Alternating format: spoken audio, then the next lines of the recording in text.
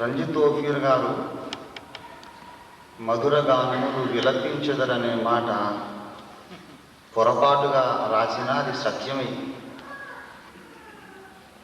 In the Bible we have a weeping profit. ఏడ్చే ప్రవక్త ఉన్నాడు, తిట్టే ప్రవక్త ఉన్నాడు, కొట్టే ప్రవక్త ఉన్నాడు. తెలుసా మీకు? ఏడ్చే ప్రవక్త అంటే అందరికీ తెలుసు. విలాప వాక్యములు రాసిన ఇర్మియా ఏడ్చే ప్రవక్త, వీపింగ్ ప్రాఫిట్. తిట్టే ప్రవక్త ఉన్నాడు, పాపిష్టి జనం, ఎద్దు తన కామందు నెలుగును, ఎద్దు కంటే అన్యాయం, గాడిద కంటే అధ్వానం అన్నాడు. తిట్టే ప్రవక్త ఆయన యెషయా. కొట్టే ప్రవక్త తెలుసా?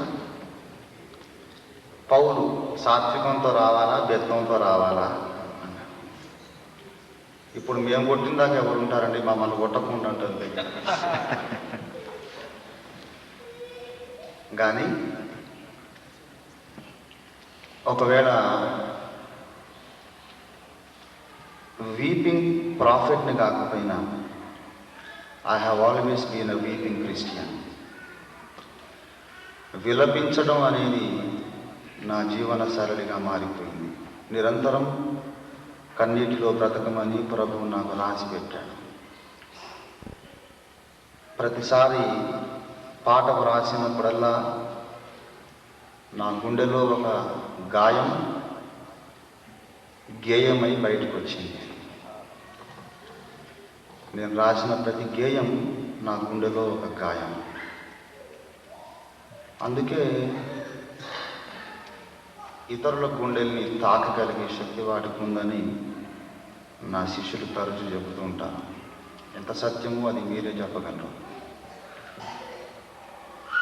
ఒక్కోసారి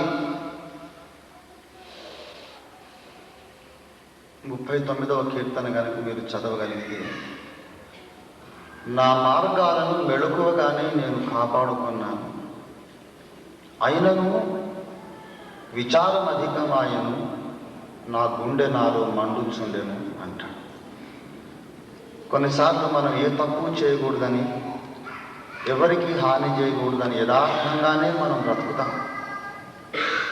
కానీ అయినా ఏదో ఒక గాయం తగ్గుతుంది. మీకందరికీ ఇలాంటి అనుభవం ఉందని నాకు తెలుసు. At one time or other you have felt the same wound in your heart.